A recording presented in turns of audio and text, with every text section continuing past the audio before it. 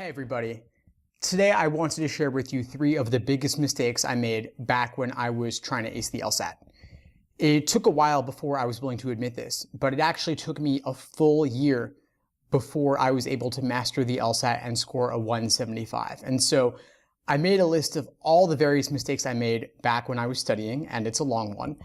So it would take too long to go through all of those with you now, but I'm pulling out the 3 biggest ones I can think of to share with you all in the hopes that it helps you avoid making some of the same mistakes that I did.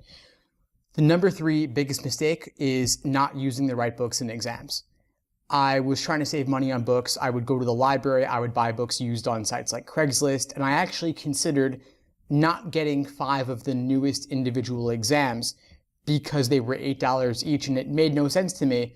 Why spend $8 on a single exam when I could get a book of 10 exams for 20 bucks? But 40 bucks on exams, 5 exams at $8 each, that's a drop in the bucket. That's nothing. I spent way too long obsessing over getting these books when I should have just gotten them and gotten down to business. A $40 investment, those 5 exams, could pay off huge. If there's a game or a question or some insight I glean from those 500 LSAT questions, that gets me even 1 more point on the LSAT, that's well worth a $40 investment. So I was definitely wasting my time as I hemmed and hawed over whether to get yet another book of exams. I ultimately did end up getting every single exam ever released, and I'm glad I did. But don't make the same mistake I did.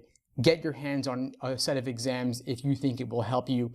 Even if it's a bit more than you want to spend, any LSAT resource you get will pay off big time, so it's well worth the investment. The number 2 biggest mistake I made was I did not review properly. I would just take exam after exam, measuring my results, being happy if the exam went well, being sad if it didn't go well, and then I would move on to the next one. And I must have worked through dozens of exams in this very way, failing to properly review them. But that's a huge mistake because the review is where the real value comes from. I must have wasted like 30 or 40 exams just taking them timed and then measuring my results. I was obsessive. I had spreadsheets and lists and graphs and charts, trying to track it all, looking for some sort of trend, when in reality, I should have just been focusing on everything I got wrong and had difficulty with, engaging in my detailed review process for every single question that ever gave me trouble. So definitely review properly. Failing to review is one of the biggest mistakes I see my students make also, and so whenever I come across someone, that's one of the first questions I ask them is, what does your review process look like?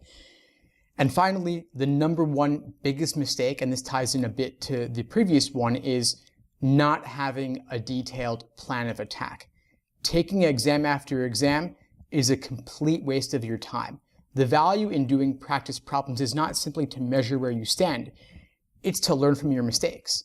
And aside from just going through exams, you also want to learn the fundamentals first. Get your foundation, get your accuracy down, then focus on pacing with individual timed sections, and finally, pull it all together with full-length 5-section exams. I was jumping to the full-length exams first because I kept wanting to measure myself, when in reality, I should have dialed it back a bit and gone through step by step from the ground up, learning the basics of each game type, each logical reasoning question type, learning the basics of properly reading passages and getting my note-taking system down before just churning and burning through exam after exam after exam. So those are the biggest mistakes I can think of that I made back when I was studying. Now, I've got something for you all because I want to help you avoid making those same mistakes that I did. So I've got some free week-by-week study plans on my website for all different periods of study from 1 month through 7 months.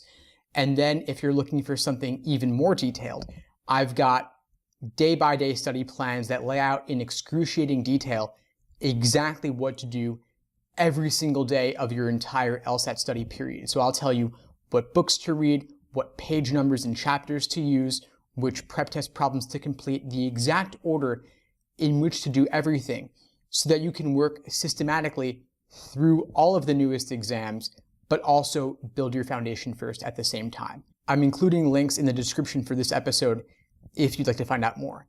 Anyway, I hope you found this helpful. If you did, please subscribe to be notified of new episodes as I release them, and please feel free to email me personally at lsatunplugged@gmail.com with any questions. I'm happy to help however I can. In the meantime, I wish you all the best and take care.